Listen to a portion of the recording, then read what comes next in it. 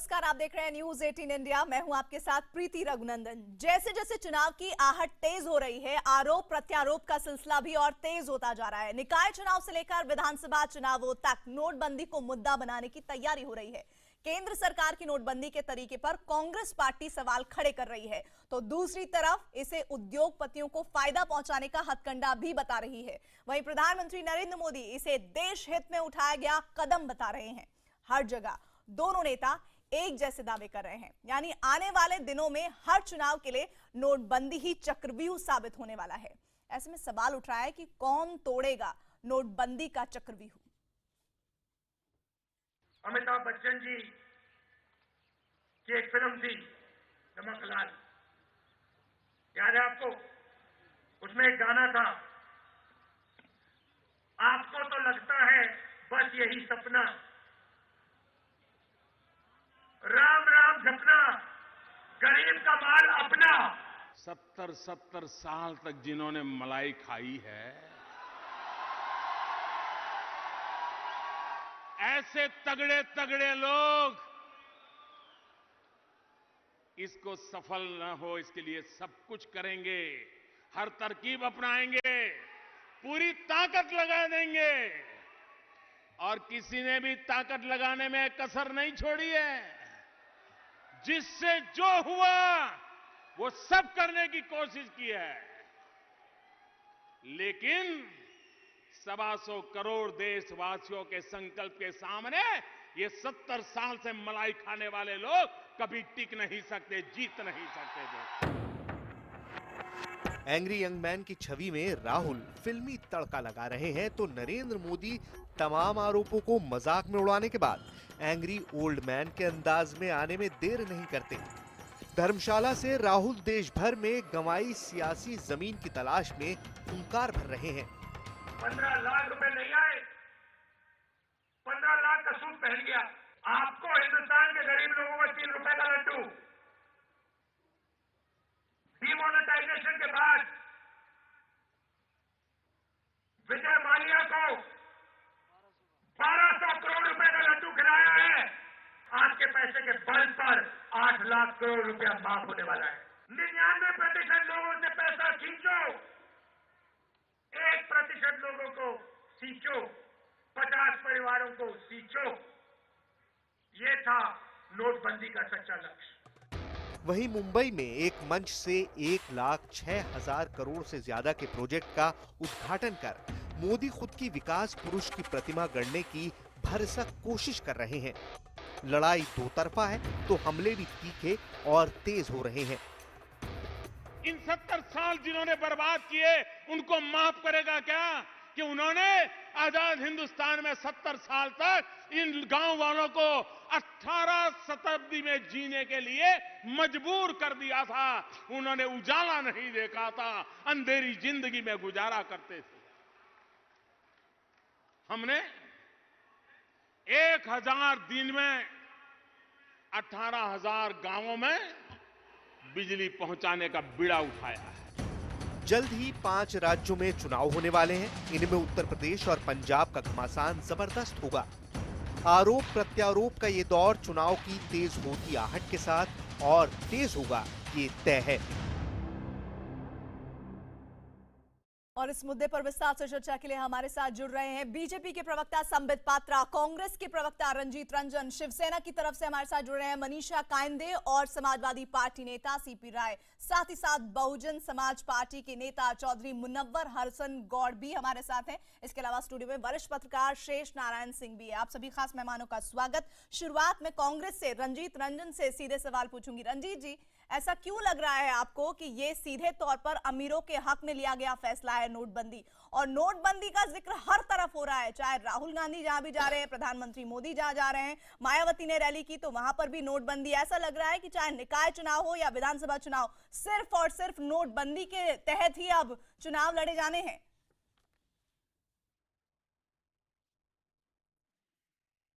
देखिए, ये सिर्फ चुनाव को मतलब नहीं रखता है। नोटबंदी एक बहुत बड़ा स्टेप जो बीजेपी की सरकार ने लिया, मोदी जी ने लिया, और जो हालात हैं, अभी उनके स्पीच के कुछ अंश दिखाए जा रहे थे, उन्होंने, आपको पता होगा, पहले बोला कि सिर्फ मुझे 50 दिन दे दो, 50 दिन में समस्या नहीं हल हुई तो मुझे सड़क पे ले जाके आगे मैं बोलूंगी नहीं। अब वो उन्होंने बोला धीरे धीरे ठीक होगा। आज वो बोल रहे हैं 50 दिन के बाद जो लोग परेशान होंगे वो बेईमान होंगे। किरण रिजिजू पे घोटाला होता है तो कहते हैं मैं जूते मारूंगा। एक मिनिस्टर से पूछा जाता है कि लोग लाइनों में क्यों हैं, तो बोलते हैं वो सारे लुटेरे हैं। तो मैं मोदी जी से पूछना चाहती हूँ, पूरा देश पूछना चाहता है, ये सिर्फ चुनाव का मुद्दा नहीं है कि सारी बातों को दरकिनार करो, इवन चुनाव को भी दरकिनार करो। ये 4 दिन के बाद, 30 दिसंबर के बाद एसबीआई की चेयरमैन भी कह रही है कि कम से कम फरवरी तक अभी जो चल रही है राशि शायद आंशिक बढ़ेगी।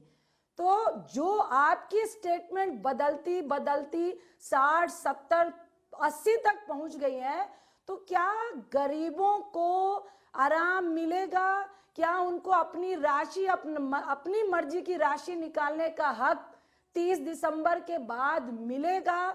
जो हर बार स्टेटमेंट बदल रही है, जो पूरे देश के लिए बहुत ही त्रासदी वाला अवसर इस समय समझ में आ रहा है। तो बार बार जो पीएम स्टेटमेंट बदल रहा है, वो कहते हैं कि भ्रष्टाचार को खत्म करना चाह रहा हूं मैं, भ्रष्टाचार खत्म हो जाएगा। मैं प्रश्न करती हूं कि आप कह रहे हैं कि 50 दिन के बाद, मैं आपसे पूछती हूं मोदी जी, क्या कमीशनखोरी बंद हो गई? क्या घूस बंद हो गया? क्या आतंकवाद बंद हो गया? नकली करेंसी कितनी आई? काला धन कितना आया? आप काला धन को लेकर लिया गया फैसला है। मनीषा कायंदे, क्या आप इत्तेफाक रखती हैं रंजीत जी की बातों से? देखिए, नोटबंदी की विषय में सबसे पहले माननीय उद्धव जी ठाकरे, पक्ष प्रमुख शिवसेना के, इन्होंने अभिनंदन किया मोदी जी का, क्योंकि काले धन को साफ करने के लिए, भ्रष्टाचार को मिटाने के लिए शिवसेना हमेशा ही सरकार के साथ रहेगी। मगर जिस प्रकार से ये इम्प्लीमेंट किया गया, जिस प्रकार से आज लोगों को तकलीफ सहनी पड़ रही है, और किसान हो, मजदूर हो, आज पूरे भारत में इतने सारे व्यवसाय हैं कि जो कैश पे चलते हैं, और ये सब कोई काला धन नहीं है, और जिस प्रकार की परेशानी हो रही है, इसलिए शिवसेना जनता के साथ रहेगी। और ये जो नोटबंदी का आज आए दिन कोई न कोई कंफ्यूजन है, कभी आरबीआई कभी कोई फतवा निकालती है, कभी नरेंद्र मोदी जी प्राइम मिनिस्टर कुछ कहते हैं, कभी वो दास है वो कुछ कहते हैं। तो ये ऐसा हो रहा है कि डेली सुबह शाम देखना पड़ता है कि अब क्या होगा। तो ये इतना कंफ्यूजन आज तक पहले कभी भी हिंदुस्तान में नहीं था। चौधरी मुनव्वर हसन गौर साहब, क्या आपको लगता है कि ये फैसला जिस तरह से इम्प्लीमेंट किया गया, ऐसा नजर आता है कि गरीबों के हक में ना होकर अमीरों के हक में है? बिल्कुल, ये फैसला जो बीजेपी सरकार ने लिया है और माननीय नरेंद्र मोदी जी ने लिया है, ये गरीब लोगों का ध्यान जो है ना, गरीब लोगों को मुसीबत में डाल के और अमीर लोगों के लिए फ़ायदे में लिया गया है।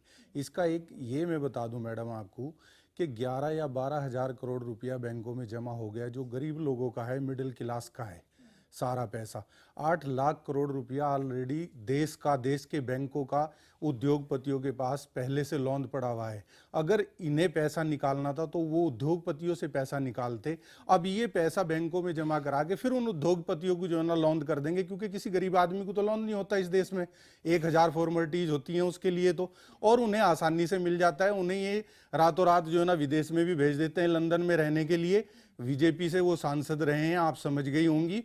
तो बीजेपी का जो भी ये काम है, और एक बात मैं इसमें और जोड़ना चाहता हूँ, प्रधानमंत्री जी आज जो है ना बॉम्बे में जो है ना घोषणा भाषण दे रहे थे अपना, उसमें वो कह रहे हैं कि 70 साल से मलाई लूटने वाले लोग, भाई 70 साल तक आप में कोई काबिलियत नहीं थी, उन्हें हटा देते। एक बात तो ये आप यहाँ विफल हैं 70 साल तक। दूसरी बात मैं ये बताना चाहता हूँ मैडम कि 70 साल तो अभी देश आजाद हुए नहीं हुए भैया। आपने अटल बिहारी वाजपेयी जी का भी टाइम कांग्रेस के जो है ना खाते में डाल दिया, जो दीगर और पार्टियों ने राज किया वो भी आपने। तो जो मूल सवाल है उस पर सबका रिएक्शन ले लेते हैं। क्या बसपा जो राय रखती है, सीपी राय जी, समाजवादी पार्टी की भी राय नोटबंदी को लेकर यही है? इसको बसपा से क्यों जोड़ रही हैं? हम तो देश के साथ हैं। नोटबंदी के बाद पहले दिन मैंने सवाल उठाया था, 3-4 सवाल थे मेरे। उन सवालों का बीजेपी ने आज तक जवाब नहीं दिया। पहला सवाल मैंने ये पूछा था कि देश की एनआईए की रिपोर्ट है कि देश में केवल 400 करोड़ का काला धन है। देश के वित्त मंत्रालय की रिपोर्ट यह है कि देश में केवल 5% कालाधन नोट के रूप में है, तो फिर ये आपने इतना बड़ा ब्लंडर किस लिए किया है? इसके पीछे रणनीति क्या है? 1.5 लाख करोड़ के आसपास अर्थव्यवस्था घाटा 30 तारीख तक हो रहा है। 15 करोड़ लोग डेली मजदूर हैं, जिसमें 5 करोड़ से ज्यादा लोग अब तक बेरोजगार हो चुके हैं। छोटे छोटे दुकानदार तक अपने दुकानों से लोगों को हटा दे रहे हैं। 2 करोड़ रोजगार देने के बदले आपने बेरोजगारी फैला दी, किसान को तबाह कर दिया, आम आदमी को तबाह कर दिया। ऐसा है कि लोगों की मुसीबत बनता जा रहा है और गरीब परेशान है और अमीर इसका फायदा उठा रहे हैं। 4 पार्टियों से हमने बात की, चारों की राय यही निकल कर आ रही है। संबित, प्रीति जी, थोड़ा सा अनुपात में वक्त दीजिएगा, चारों का सब जवाब देना है। पहली बात तो मैं सीपी राय जी, जिनका कि मैं बड़ा इज्जत करता हूं, सीनियर लीडर हैं, मगर वो फैक्चुअली कितने इनकरेक्ट थे और कैसे मिसलीड कर रहे हैं मैं आपको बता दूं। इन्होंने कहा कि देश की एनआईए का एक रिपोर्ट है कि देश में 400 करोड़ रुपए ब्लैक मनी है। ये फैक्चुअली गलत है। एनआईए का ऐसा कोई रिपोर्ट नहीं है कि देश में 400 करोड़ रुपया ब्लैक मनी है। देश में केवल 400 करोड़ रुपए ब्लैक मनी होगा? यहाँ तो एक एक आदमी के पास 400 करोड़ रुपए ब्लैक मनी पकड़ा जा रहा। क्या बोल रहे सीपी राय साहब? आपने 400 करोड़ रुपए, सर सुन लीजिए, 400 करोड़ रुपए ब्लैक मनी बोला था। आप रिवाइंड करके देख सकते हैं। अब मुझे उत्तर निकल गया हो तो करेक्ट कर देता हूं। 400 करोड़ फेक करेंसी और 5 से 6% तक केवल ब्लैक मनी नोट के रूप में। ठीक, आप उसे अमेंड कर लीजिए। 400 करोड़ रुपए आप उसे अमेंड कर लीजिए, मैं अब उत्तर देता हूं। आपने 400 करोड़ रुपए ब्लैक मनी कहा था, रिवाइंड करके देखा जा सकता है। खैर, मैं उस पे बिना जाए अब मैं मुद्दे पर आता हूं। मैंने बोल दिया, क्या ये अमीरों को फायदा देने के लिए पूरा कुछ किया गया? मैंने उसको ठीक है।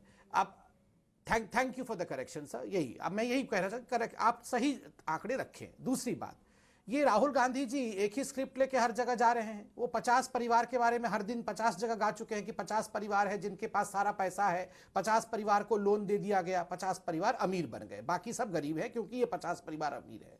ये 2.5 सालों में 50 परिवार अमीर बने हैं। ये अंबानी, अडानी, ये जितने विजय माल्या, ये सब 2.5 साल में अमीर बन गए हैं या उससे पहले अमीर थे? ये तो देश की जनता देख रही है। लोन किसने दिया है? हमने 2.5 साल में इनको लोन दिया है। मैं लोन का ब्यौरा देता हूं आपको। 2005 से 2014 के बीच 36 लाख करोड़ रुपए इन लोगों को लोन दिए गए। मैं एक उदाहरण देता हूं आपको विजय माल्या के संदर्भ में। 2013 में मनमोहन सिंह जी, जो कि तत्कालीन प्रधानमंत्री थे, खुद संसद में खड़े होकर उन्होंने ये गुहार लगाई कि मैं प्रधानमंत्री हूं, मेरे कहने पर एक तो इनका अकाउंट फ्रीज हो रखा है विजय माल्या का, उस अकाउंट को खोल दिया जाए और 1500 करोड़ रुपए मेरे कहने पर आप इनको बिना सिक्योरिटी के दे दीजिए। माल्या को बिना सिक्योरिटी के लोन दिया गया उस समय। तो ये सारा लोन तो आपके समय गया। आपने तो खैरात बांटा, हम तो वसूली कर रहे हैं, रिकवरी हम कर रहे हैं। और मैं राहुल जी से एक बड़े समान सवाल पूछना चाहता हूं, क्या यह सच नहीं है कि 50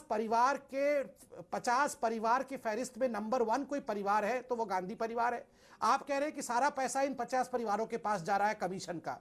जीप स्कैम से लेकर चॉपर गेट स्कैम तक सारा कमीशन का पैसा हिंदुस्तान के किस परिवार के पास गया, ये हिंदुस्तान का बच्चा बच्चा जानता है। ऑगस्टा वेस्टलैंड में किसने पैसा खाया, जीप स्कैम में किसने खाया था, बोफोर्स में किसने खाया था, कोलगेट में किसने खाया, 2G में किसने खाया, जीजाजी में किसने खाया? कौन है ये हिंदुस्तान का सबसे अमीर परिवार? हफिंगटन पोस्ट ने लिखा था विश्व की वन ऑफ द मोस्ट अमीर lady, one of the richest person कोई है तो वो सोनिया गांधी है। इंडिया की छोड़ दीजिए, पूरे विश्व की सबसे अमीर परिवार है ये, और ये हम पे पूछ रहे हैं। 50 परिवार भी आपने बनाया, 50 स्कैम करके देश को भी आपने, और मैं कंप्लीट कर लूं। आप ही की तरफ इशारा करती है। संबित ऐसे आरोप लगा रहे हैं। आपने किसको जेल भेजा अब तक? नहीं, मैं जानना चाहता हूं कि 2.5 साल में किस किस को आपने जेल भेजा? चिंता मत करिए, किस किस के भ्रष्टाचार के खिलाफ क्या कार्रवाई किया? देखो आज तो दोनों, देखिए आज तो बेल में बाहर है दोनों, जेल भी चले जाएंगे, चिंता मत करिए। आज आप मानते हैं 2.5 साल में हमने बेल में बाहर रखा है, वो जेल भी चले जाएंगे। स्विस बैंक में जो पड़ा है उसके बारे में पहले क्यों नहीं कुछ किया? संबित जी जवाब दीजिए। प्रीति मुझे जवाब देने दीजिए। हाँ रंजीत जी बोलिए।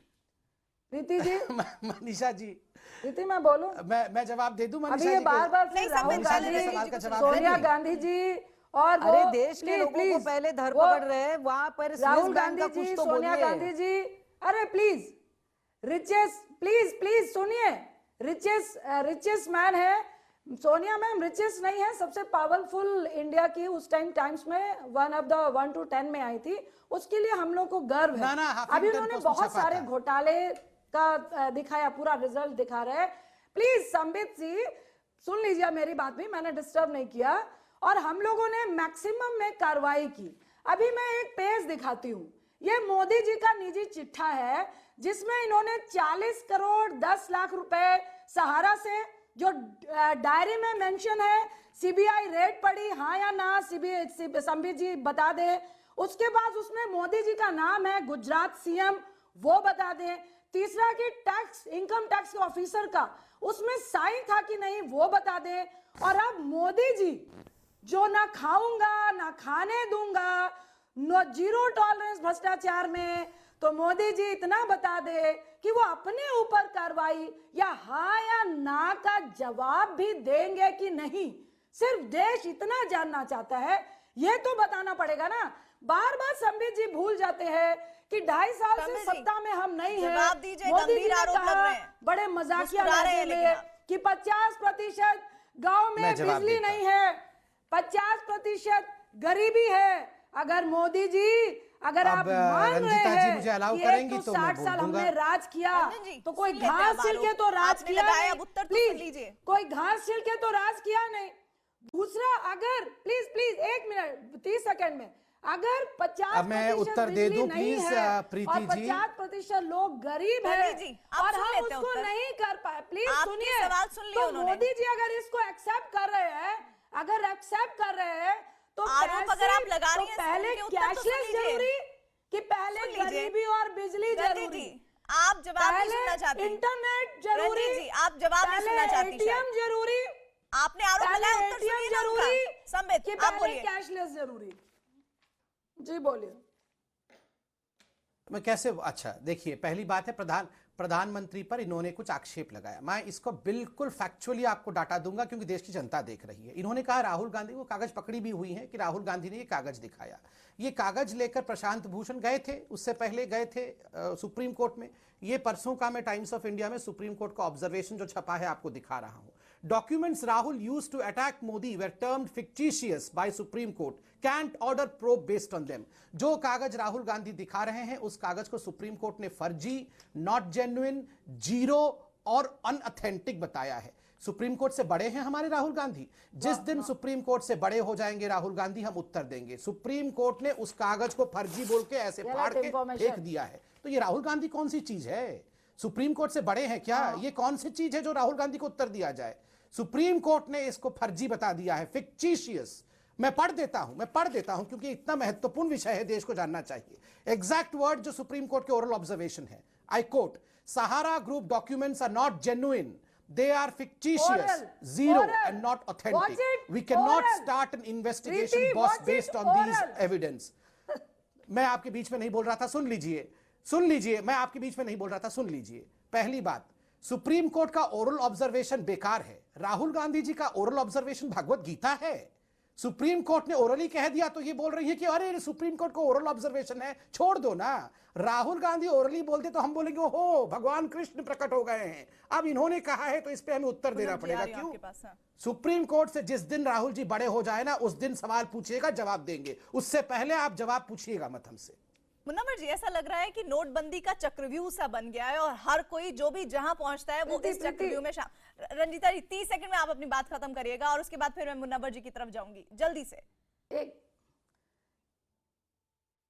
Thank you so much. देखिए, ये बार बार ओरल स्टेटमेंट की बात कर रहे हैं। 11 जनवरी को सुप्रीम कोर्ट में और पुख्ता सबूत लाने के लिए कहा गया है। हमें शक है सीबीआई और इनकम टैक्स दोनों इन्हीं के हैं। तो क्या ये निश्चल जांच कराने के लिए कोई कमेटी बनाएंगे?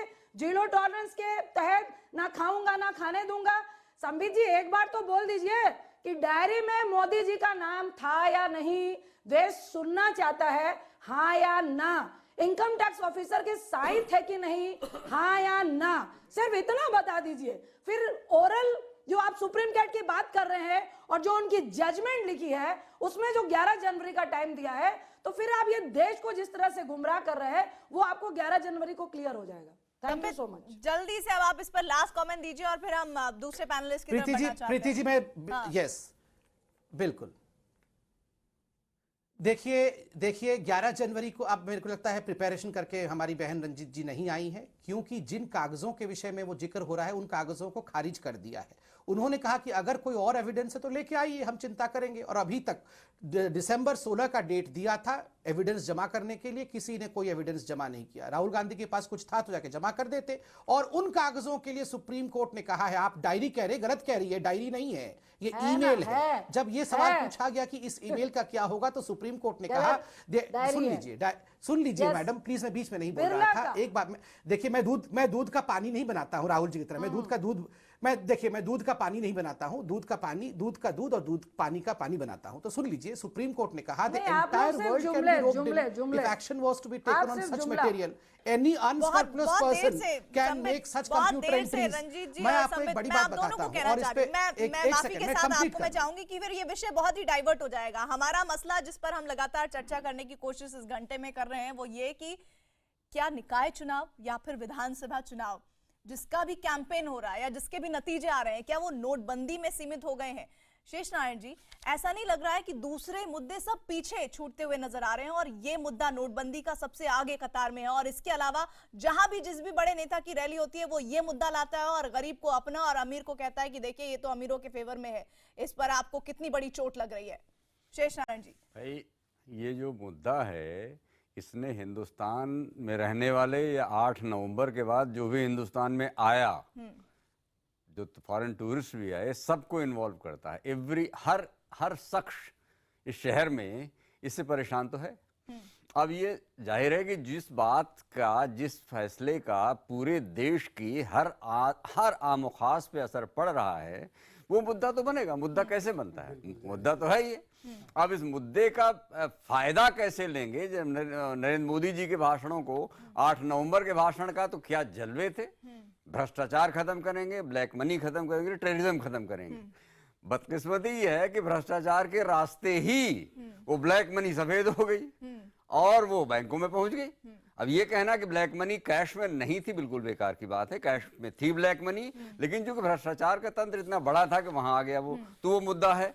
और दूसरी बात यह है कि अभी जो उन्होंने कहा था 50 दिन में सब दुरुस्त हो जाएगा, वो जो आपकी शिवसेना के प्रवक्ता हैं उनसे की बात से मैं इत्तेफाक करता हूं कि इन्होंने काम तो भाषण तो सही किया, लेकिन उसको मैनेज इतनी बुरी तरह से किया कि आज मौसम की तरह लगता है कि भाई आज कोहरा होगा कि नहीं, रिजर्व बैंक का कोई हुक्म आया कि नहीं। तो इस तरह से हर देश के हर आदमी के सामने परेशानी तो है। और अब यह है कि ये मुद्दा होगा कि नहीं, 100% होगा। और इसको देखना यह है कि राहुल गांधी या अन्य लोग, राहुल गांधी पहली बार लगता है उन्होंने अपना स्पीच राइटर बढ़िया लिख लिया है, गालिब भी कोर्ट हो रहे हैं और बशीर बद्र भी कोर्ट हो रहे हैं, तो वो बदल गया है। और जाहिर है कि राहुल गांधी को प्रधानमंत्री जी पहली बार नोटिस कर रहे हैं। इसके पहले तो इग्नोर कर देते थे। राहुल गांधी पर हमला करने का काम हमारे मित्रों के पास रहता था, संबित और बाकी जो प्रवक्ता लोग हैं। लेकिन अब राहुल गांधी को तो जाहिर है कि खेल बड़ा हो गया है, बहुत बड़ा हो गया है। और इसमें अगर जैसा कि कांग्रेस क्लेम कर रही है, बहुत सारे इकोनॉमिस्ट क्लेम कर रहे हैं कि लोग परेशान हैं, इकोनॉमी 2% जीडीपी कम हो रही है, तो फिर मोदी जी को सॉलिड नुकसान होगा। लेकिन अगर मोदी जी जैसा क्लेम कर रहे हैं कि 50 दिन बाद यानी कुल मिलाकर 50 दिन बाद स्थिति क्या बनेगी उस पर बहुत कुछ निर्भर करेगा बीजेपी के लिए। मनीषा कांदे सीधा सवाल करना चाह रही थी संबित से। मनीषा नहीं, मैं संबित जी से ये पूछना चाहती थी कि ये जो मिसमैनेजमेंट हुआ है, जो एटीएम मशीन्स को भी रिकैलिब्रेट नहीं किया, इसकी क्या वजह है? आज एटीएम बंद है, लोग कहते हैं कि पैसा कितना भी जमा करो हम निकाल इतना ही सकते हैं। हर दिन आदमी बैंक में जाता है, 2000 निकालता है, कभी 3000 निकालता है, बैंक में पैसा खत्म हो गया। उस दिन हरियाणा में कहीं एक बैंक बंद कर दी, कर्मचारी निकल गए। संबित, वाकई में ऐसी स्थिति तो नहीं है जिसका जिक्र मनीषा भी कर रही है और जिसका जिक्र आज बसपा सुप्रीमो मायावती ने भी किया कि एक ऐसा फैसला हो गया आपके लिए जो गले की हड्डी बन गया है। नहीं, बिल्कुल ये एक बहुत बड़ा ब्लंडर हो गया है। सारे विदेश के भी इकोनॉमिस्ट है, देश के इकोनॉमिस्ट है, सारे इसको गलत ठहरा रहे हैं। मनीषा जी, मैं उत्तर दे दूं। और अभी गवर्नमेंट रोल बैक करेगी तो क्या दिखाएगी, क्या मुंह दिखाएगी लोगों को? मनीषा जी, मैं उत्तर दे सकता हूं। देखिए मनीषा जी, मैं समझ पा रहा हूं आपकी भी परेशानियां हैं, मैं आपका बड़ा सम्मान करता हूं। और जहां तक हम क्या मुंह दिखाएंगे, हमने तो अभी महाराष्ट्र के निकाय चुनाव में मुंह दिखाया, हमने अभी परसों चंडीगढ़ में भी मुंह दिखाया, हमने गुजरात में भी दिखाया मुंह और राजस्थान में भी मुंह दिखाया।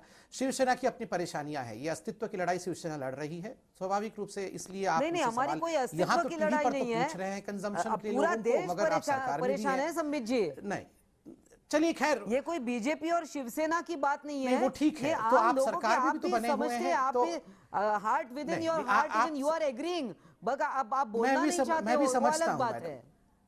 नो आई मनीषा जी, मैं बोल लूं प्लीज। मनीषा जी देखिए, हमको तो टीवी पे नहीं लड़ना चाहिए, आप तो सरकार की हिस्सा हैं, तो मुझे लगता है आप सरकारी तंत्र का इस्तेमाल करके अध्यक्ष जी आपके पार्टी के, हमारे आपके चीफ मिनिस्टर से पूछ सकते हैं, प्राइम मिनिस्टर से मिले हैं, तो सरकार हम क्यों एक दूसरे पे लड़ाई राजनाथ जी से मिले हैं उद्धव जी, ठीक है, आप मिलिए, वो अच्छा तरीका रहेगा। यहाँ हाँ, मिलिए, बिल्कुल अच्छी बात है, यहाँ लड़ना ठीक नहीं है, क्योंकि आप खुद ही सरकार हैं, है ना। और दूसरी बात में यहाँ बाकी जो शेष नारायण जी ने बड़ी बात कही, लोगों की परेशानी तो रखनी चाहिए ना। शेष नारायण जी ने बड़ी बात कही, मैं अब कंप्लीट कर लूं। शेष नारायण जी ने एक बड़ी बात कही। शेष नारायण जी ने कहा कि भ्रष्टाचार इतना बड़ा था कि उनमें से बहुत लोगों ने कन्वर्ट भी कर लिया। आज हर कोई मानता है कि जिसके खिलाफ ये लड़ाई लॉन्च की गई है वह भ्रष्टाचार कितना बड़ा था। ये काला धन का जो खेल चल रहा था हिंदुस्तान में, पैरेलल इकोनॉमी जो चल रही थी 25 से 40%, ये कितना बड़ा था। कोई हिम्मत तक नहीं कर रहा था इसको चपेट में लेने की। पहली बार, और देखिए स्कैम पे स्कैम हुए जा रहा था। यहाँ सब लोग बैठे हैं, प्रीति जी आपको भी मैं पूछता हूँ, हम लोग में से किसी को घर खरीदना होता था तो 20 लाख का एक चेक लेके जाते थे और एक थैली में 40 करोड़ रुपए रख के जाते थे। ये पूरा ये हर किसी को पता था, हर कोई कर रहा था, मगर अटैक सब लोग सब नहीं, ठीक है ये चलने दो, ठीक कौन करेगा, कौन इसको ठीक करेगा। इतना बड़ा मैंडेट मिलके मोदी जी आए, अगर हम ठीक भी नहीं करेंगे, सिस्टम ऐसे ही चलता रहेगा तो कैसे सिस्टम ठीक होगा। और देखिए कांग्रेस, आप हर बार एक नई स्कीम निकाल लेते हैं, काले धन रखने वालों के लिए कहते हैं पहले 40-60, फिर आप कहते हैं 50-50। अगर उन्हें ही बेनिफिट देना है तो गरीबों को तो टीस होगी ना, उन्हें तो चोट लगेगी ना, कि जो लाइनों में लग रहा है, जो लगातार धक्के खा रहा है, आज भी उसकी पॉकेट में पैसा नहीं है, उसको तकलीफ होगी। नहीं, हिम्मत की बात जो है संबित, उसके तुम्हारी बात पे एक बात मैं कहना चाहता हूँ। सुनो, एक अवधि में हमारे तरफ एक कहावत है जी सर, एक श्रीमान जी आए, कहे हमारे बाबा जो रहे बाघ से भिड़ गए रहे, बहुत हिम्मतवर थे, तो कहा नतीजा क्या हुआ।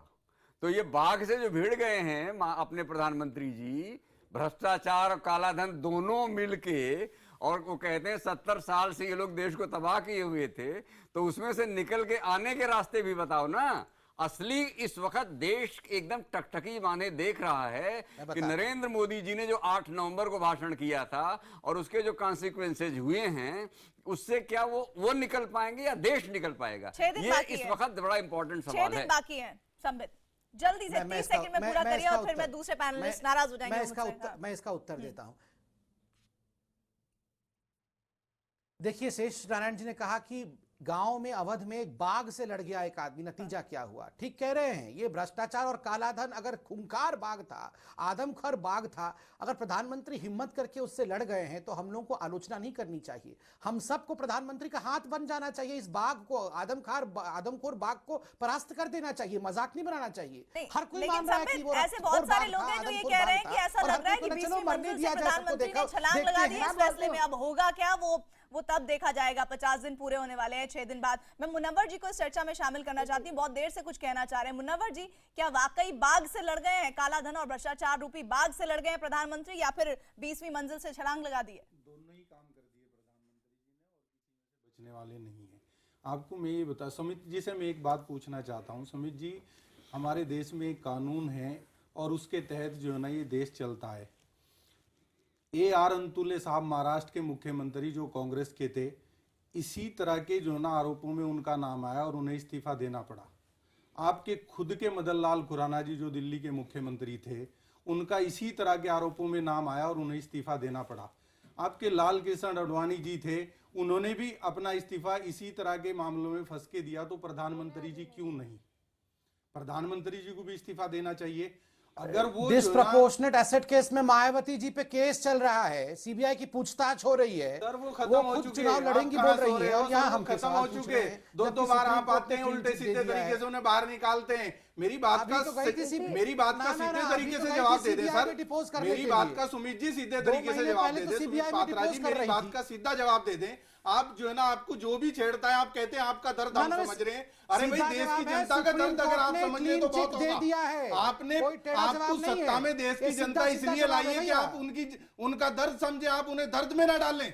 आपको अभी शिवसेना ने छेड़ा तो आप कह रहे हैं आपका दर्द हम समझ रहे हैं, हम बोलते हैं कुछ तो हमारा दर्द आप समझ रहे हैं। अरे भाई, देश की जनता का दर्द समझ लीजिए, समझ रहे हैं। आपको तो वो नजर नहीं आ रहा देश की जनता का दर्द। कोई भी सरकार किसी देश में चुनी जाती है तो वो बाकी आवाम को जो है ना फैसिलिटीज देने के लिए चुनी जाती है, क्यों में खड़ा करने के लिए नहीं।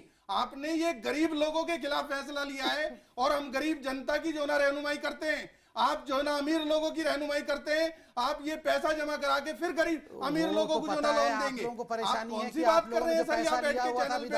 आपके प्रधानमंत्री में हिम्मत नहीं है वो पार्लियामेंट के अंदर जाके जवाब दें। आप सीधी बात करते हैं, आपको सुने कोई, आपकी बात का जवाब ना दे कोई। अगर कोई भी आपकी बात का जवाब देता है, आप कहते हैं आप जो है ना भ्रष्टाचारी है, आप देश तो रही है। अरे भाई, देश तो रुक गया आपसे। आप करेंसी कहाँ है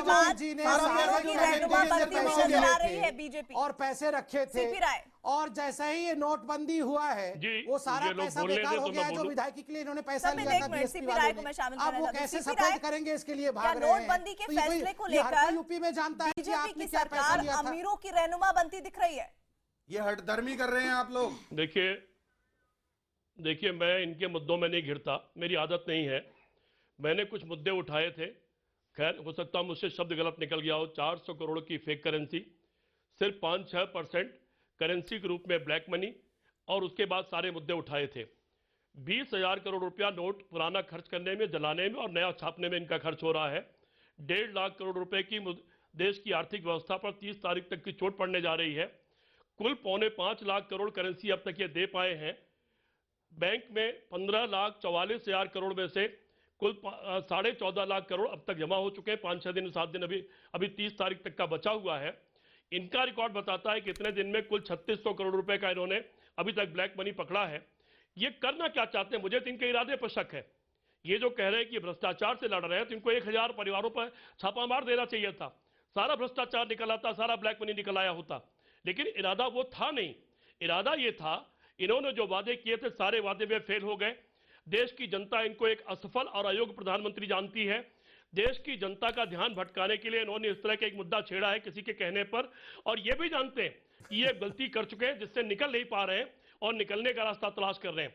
पहले इन्होंने कहा हम काले धन से लड़ रहे हैं, अब कह रहे हैं कि हम इसको कैशलेस इकोनॉमी की तरफ ले जाना चाहते हैं। जबकि रिकॉर्ड ये कहता है, जबकि रिकॉर्ड ये कहता है कि चाइना जैसा जो एक बड़ी इकोनॉमी, केवल 10% वहां कैशलेस इकोनॉमी है। जापान में केवल 14% कैशलेस इकोनॉमी है। अमेरिका में केवल 45% कैशलेस इकोनॉमी है। इन सारे देशों में, इसलिए भटकाने के बजाय देश आपको चलाने के लिए मिला है, देश को चलाने और देश को सही दिशा में ले जाने की कोशिश करें। और दूसरा आखिरी बात, मुझे तो आश्चर्य है 77 की सरकार में, मोरारजी की सरकार में जनसंघ शामिल थी। 2.5-3 साल सरकार चली। 6 साल से कुछ दिन ज्यादा अटल जी की सरकार चली और 2.5 साल से यह सरकार चल रही है। इस 70 साल की सरकार में ये लोग भी शामिल है। देवगौड़ा की सरकार भी शामिल है, गुजरात की सरकार भी शामिल है। आखिर प्रधानमंत्री जी कहना क्या चाहते हैं, या जब वो बोलते हैं तो उस वक्त ये सब उनके ध्यान में रहता है या नहीं रहता है, या अपने को भी आरोपित वो इसलिए कर ले रहे हैं कि वो भी मान रहे हैं कि मैंने भी वही गलतियां की जो बाकी लोगों ने की है। जवाब दीजिए। देखिए, पहली बात, आंकड़ों से बात की गई है यहाँ पे कि काले धन की लड़ाई के लिए किसने क्या किया। आपने भी एक सवाल पूछा प्रीति जी कि फेरिस्त क्यों नहीं जारी कर दी जाती है। जहां तक स्विस बैंक अकाउंट होल्डर्स का विषय है, सुप्रीम कोर्ट ने सरकार से कहा कि आप बंद लिफाफे में हमारे पास ये नाम डिपॉजिट कर दीजिए एसआईटी के सामने। सरकार ने सुप्रीम कोर्ट की बात को मानी। पहली बात, मैं एक लिस्ट लेके आया हूं, 8 बड़े कदम पहली बार हिंदुस्तान के किसी सरकार ने जो काले धन के खिलाफ उठाया है। मैं सिर्फ 8 सेकंड में ये 8 कदम पढ़ देता हूं, इकोनॉमिक टाइम्स का है। Number 1, constitution of supreme court monitored SIT on black money, जो एसआईटी बना नहीं रही थी हमने बना दिया, 3 साल से लटका हुआ था, 2.5 दिन में बना दिया। Number 2, renegotiation of tax treaties and automatic information exchange agreements with tax havens. Sir मैं आपके बीच में नहीं बोल रहा था सर, सुन लीजिए। Renegotiation of tax treaties and automatic information exchange agreements. Number 3, the Black Money Undisclosed Foreign Income and Assets and Imposition of Tax Act 2015. Number 4, Income Declaration Scheme 2016 for unearthing domestic black money. Number 5, penalty on real estate transaction undertaken in cash exceeding 20,000 rupees. Number 7, बेनामी transaction prohibition amendment bill. And number 8, रीमोनेटाइजेशन। मैं बाकी party जो यहां बैठे हैं उनसे challenge करता हूं, वो अपने अपने पार्टी का एक ऐसा बिंदु दिखा दे कि वो काले धन के खिलाफ और भ्रष्टाचार के खिलाफ लड़ रहे थे। मैंने मोदी सरकार का 2.5 वर्षों में 8 ऐसा पॉइंट गिना दिया है जो कि हमने किया है। आप चुप कराइए इनको। देखिए ये जो दे रहे हैं ये सिर्फ एसआईटी है। ये चुनाव जीत के आए थे, इन्होंने बोला था कि जो 15 लाख करोड़ रुपए स्विस बैंक में पड़े हैं जो एक्चुअली है वो हम लेके आएंगे और 15-15 लाख अकाउंट में डालेंगे गरीबों के। एक जो बैंक ट्रांजैक्शन जो एनपीए है तकरीबन 8-9 लाख करोड़ रुपए जो कॉर्पोरेट घरानों के जो लोन है, अब ये कहेंगे आपने दिए, आप आए इसी बूते पे कि आप वो पैसा निकालोगे, तो सबसे पहले आपको एनपीए का काला धन निकाला था, वो क्यों नहीं निकाला? उसके बाद आपको बेनामी संपत्ति मतलब आप डकैती डालोगे और हम निकालेंगे बस। 8वें पॉइंट फिर आप हमसे चिल्लाओगे। सबसे आसान था कि गरीबों के अकाउंट में आपके बारे में नहीं बोला, आप प्लीज चुप रहिए। इन्होंने जब किसान और मजदूर, प्लीज किसान और मजदूर टैक्स नहीं देता है, आज सबसे ज्यादा त्राहिमाम कौन है? किसान मजदूर। वो 5,000 जमा करने जाता है तो आप उससे मांगते हो इनकम टैक्स का ब्यौरा। पॉलिटिकल पार्टी 100% छूट, उद्योगपति घर में बैठ के 50-50 कर लो, लाइन में खड़े होने की जरूरत नहीं है, गरीब आदमी 5,000 का भी ब्यौरा देना पड़ेगा। तो हम पूछेंगे ही ना कि ये करना क्या चाहते थे। मैं एक छोटा सा एग्जांपल देती हूँ कि आप दर्जी के पास जाते हो तो कपड़े सिलाते हो तो दर्जी क्या करता है? सबसे पहले आपका नाप लेता है, उसके बाद इन्होंने ऐसी अव्यवस्था फैलाई, कोई भी नोटबंदी के खिलाफ नहीं था, लेकिन जिस तरह से इन्होंने अव्यवस्था फैलाई तो भैया ये नाप नहीं, पहले कपड़े सिलते हैं, पहले नोटबंदी कर दी, अब कहते हैं हम भैया एटीएम का नाप ले रहे हैं, वो 1000 के साइज का नहीं है, 2000 के साइज का है। तो बहुत सारे इस पूरे मामले में आई, लेकिन चूंकि राहुल गांधी थोड़ी है ऐसा करेंगे। मैं इसका उत्तर दे दूं प्लीज। ऐसे में अब इस फैसले को लेकर जहां लोगों में बहुत उत्साह था वहां बेचैनी सी नजर आ रही है, इस बात से आप इत्तेफाक रखते हैं? हाँ, बिल्कुल बेचैनी है और हर लेवल पे बेचैनी है, और ये इनके प्रवक्ताओं के अंदर भी बेचैनी है कि नोटबंदी को डिफेंड करना अब लगभग इम्पॉसिबल हो गया है। कि जो मोदी आज 2014 के इलेक्शन में जाते थे उधर लोग उनके साथ साथ दौड़ते थे मीलों, उन्हीं मोदी की परिवर्तन यात्राओं को उत्तर प्रदेश जैसे राज्य में जहाँ इनकी लगभग सारी सीटें थी वहां पे जिस तरह से लोग डांट फटकार रहे हैं, परेशान कर रहे हैं, और वो निश्चित रूप से इनको, हमें तो परवाह नहीं है, हम तो क्या, हम तो अहले तमाशा हैं, तमाशबीन हैं, हम लोग देखेंगे जो भी होगा। लेकिन बीजेपी को निश्चित रूप से जिस उत्तर प्रदेश से इनको 73 सीटें मिली थी वहां पे जो लूकवार्म रिस्पांस इनको मिल रहा है, और राहुल गांधी जो कि एकदम इररिलेवेंट हो गए थे 2014 में, उनको लोग नोटिस कर रहे हैं। लोग तो छोड़िए, मोदी जी उनको हर रैली में रेफर कर रहे हैं।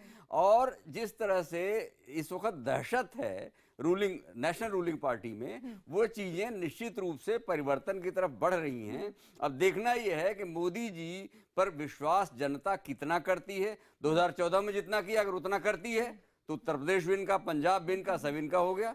लेकिन अगर वो विश्वास कम हुआ तो फिर बुरे दिन किसके आएंगे यही बताएंगे संबित पात्रा। मनीषा, मैं आपके पास आना चाह रही हूँ, लेकिन मुझे ब्रेक पर जाना होगा। लेकिन कुल मिलाकर जो तस्वीर खिंच रही है, जैसा लगातार विरोधी पार्टियां हमला करती हुई नजर आ रही हैं, हालांकि संबित इस बात से बिल्कुल इत्तेफाक नहीं रख रहे हैं, लेकिन सीधे तौर पर सवाल पूछा जा रहा है कि क्या मकसद था नोटबंदी का, और वो मकसद अपने अंजाम तक पहुंचता नजर आ रहा है, या फिर किसी तरह से चाहे निकाय चुनाव हो या फिर विधानसभा चुनाव हो, उसमें सिमटकर नोटबंदी रह गई है। और जब निकाय चुनाव के नतीजे आते हैं, बीजेपी आगे हो जाती है, तो वो इस चीज को महसूस करती है कि मैं बहुत गदगद हूं और हमारे इस नोटबंदी का बहुत सकारात्मक असर जनता के बीच पड़ रहा है। लेकिन क्या वाकई हकीकत यही है? इसे समझने की और कोशिश करेंगे ब्रेक के बाद। देखते रहिए न्यूज़ 18 इंडिया।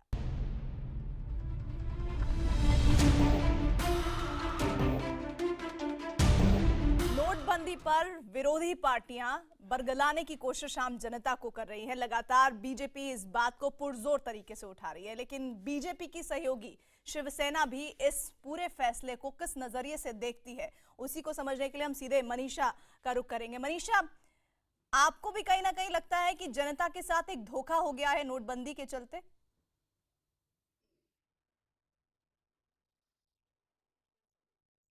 फोर्ब्स मैगजीन के मुख्य संपादक, इन्होंने एक आर्टिकल लिखा है और वो आप पढ़ेंगे तो उसमें जैसे देश के पूरे विश्व में जितने भी इकोनॉमिस्ट है, बताइए किसने इसका समर्थन किया है? क्या कोई बड़े इकोनॉमिस्ट ने इस प्रकार हमारे देश के हो, देश के बाहर के हो, कि चुनी हुई सरकार, जिन लोगों ने भरोसा करके मोदी जी को वोट दिया, मोदी जी ने उनको ही धोखा दे दिया? ये आज विश्व के इतिहास में कभी ऐसा नहीं हुआ। आप जिनके पास काला धन है उनको प्रीति जी, मैं इस पे जवाब देना चाहूंगा। हम आपके साथ में हैं, शिवसेना मोदी जी के साथ में रहेंगी, मगर आप देशवासियों को ही अगर आप तकलीफ देने पहुंचोगे तो क्या जनता क्या करेगी? क्या खुश है? छोटा जवाब। लोग लाइन के एटीएम की लाइन में खड़े, एटीएम तो बंद है। आज बैंक में डेली आदमी उठता है, सुबह कोई काम धंधा नहीं, पहले जाके एटीएम की लाइन में खड़े रहो, बैंक की लाइन में खड़े रहो। छोटा जवाब। प्रीति जी, आपका गलत तरीका है। 5 लोग मेरे से सवाल पूछ रहे हैं और हर बार आप बोलती है संबित छोटा जवाब। ये बड़ा प्रश्न, ये बड़ा प्रश्न पूछेंगे और मैं छोटे जवाब देता रहूंगा। ये किस प्रकार का विषय? ब्रेक में शिकायत कर रहे थे हमारे बाकी पैनलिस्ट। चलिए बात करें। चलिए बात सबसे ज्यादा मुझसे पूछा गया है, वक्त क्यों जाया किया जाए? बात रखिए अपनी। नंबर 1, अभी हाँ, मनीषा कायंदे जी ने आज स्टीव फोर्ब्स के आर्टिकल के विषय में कहा। मैं मनीषा कायंदे जी से एक सवाल पूछता हूं, आपने स्टीव फोर्ब्स को देखा है, पढ़ा है? Steve Forbes is a failed presidential candidate, एक मल्टी मिलियनर है यूएस के। उनका राय है, वो स्पष्ट राय रखते हैं कि अमीरों को टैक्स नहीं देना चाहिए और जो मल्टी मिलियनर जिस भी देश में है वो टैक्स फ्री होना चाहिए, उसका बिजनेस आराम से चलना चाहिए। तो ये अमीरों की भाषा आप लोग क्यों बोल रहे हैं? हम तो गरीबों के हक की लड़ाई लड़ रहे हैं। सुनिए, आप ये स्टीव फोर्ब्स बोल रहे हैं कि टैक्सलेस सोसाइटी होना चाहिए, अमीर को पैसा नहीं देना चाहिए। और आज शिवसेना और कांग्रेस स्टीव फोर्ब्स को सपोर्ट कर, मैं आपके बीच में नहीं बोल रहा था, मनीषा जी, मैं आपके बीच में नहीं बोल रहा था, थोड़ा कर्टियस रहिए प्लीज। मैं आपके बीच में नहीं बोल रहा था, प्लीज डिबेट का इथोस बना के रखिए। और आपको परेशानी है तो आप सरकार से जाके बोलिए, तो मुझे आप सरकार में भी बने हुए हैं और यहाँ आके हिपोक्रेसी दिखा रहे हैं। पढ़ा है कि नहीं, तो मुझे नहीं Manisha ji, this is wrong. आप हिपोक्रेसी मत करिए। आप यहाँ आपको जवाब कुछ नहीं देना है, यहाँ आप लोग जो कर रहे हैं हमको पता है। आप सरकार में बने हुए हैं, तो आप सरकार में कैसे हैं फिर? आप सरकार में, you are the government madam, ये पुराना आप गवर्नमेंट हैं, आप गवर्नमेंट में हैं और गवर्नमेंट से सवाल पूछ रहे हैं। This is hypocrisy. ये पुराना नहीं है, दिस इज हिपोक्रेसी। अगर सरकार का जवाब दिस इज हिपोक्रेसी, तो क्या उसका विरोध नहीं करना चाहिए? टाइम को पूरा कर देना चाहते हैं। सरकार का कुछ कदम अगर गलत है तो क्या तो आप सरकार में बनी हुई है? रंजीता, कैसे टूटेगा? अब मैं जवाब दे देता हूं। नहीं, लोकतंत्र में आप असहमति का हक छीन लेंगे लोगों का। वक्त जाया कर दिया। दूसरी देखिए, आप लड़ाई मत करिए, मैं जवाब दे रहा हूँ, आप सुन तो लीजिए। आप अपना जवाब रखिए, फिर मैं दूसरे पैनलिस्ट के पास सुन तो लीजिए, मैं जवाब दे रहा हूँ जल्दी से।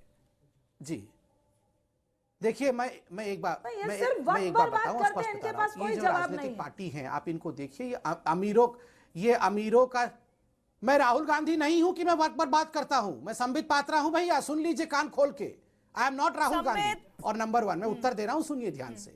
नंबर 1, ये सब पॉलिटिकल पार्टीज अमीरों की जमावड़ा है। ये एक सिंडिकेट है, ये एक नेक्सस है, ये एक नेक्सस है, एक सिंडिकेट है। अभी ओके, प्लीज वो बिल्ली वाला काम मत करिए। नंबर 1, अभी रंजीत जी ने कहा कि पॉलिटिकल पार्टीज को 100% एग्जेम्पशन क्यों है। देखिए, पॉलिटिकल पार्टीज का पैसा जनता से लेकर अपने ऊपर कैसा खर्च करते हैं, ये नेशनल हेराल्ड केस में 5,000 का गबन माँ बेटे ने किया, तो दोनों आज भुगत रहे हैं ना, हमारी सरकार के कारण भुगत रहे हैं। हमने ये सब कुछ सुप्रीम कोर्ट में खुला कर दिया, तो आज दोनों बेल पे बाहर हैं ना। आपने जनता का पैसा लूटा क्यों नहीं, बताइए। 5,000 करोड़ रुपए, 5,000 करोड़, नहीं, ये खिसियानी बिल्ली खंबा नोचे मत करिए प्लीज, ये खिसियानी बिल्ली खंबा नोचे प्लीज मत करिए। अरे मैं जवाब दे रहा हूँ, सच बोल रहा हूँ। दोनों माँ बेटे बेल पे बाहर है कि नहीं, वो कागज फाड़ दीजिए। मैं दूसरे पैनलिस्ट के पास नहीं आ पाई, इसके लिए माफी। और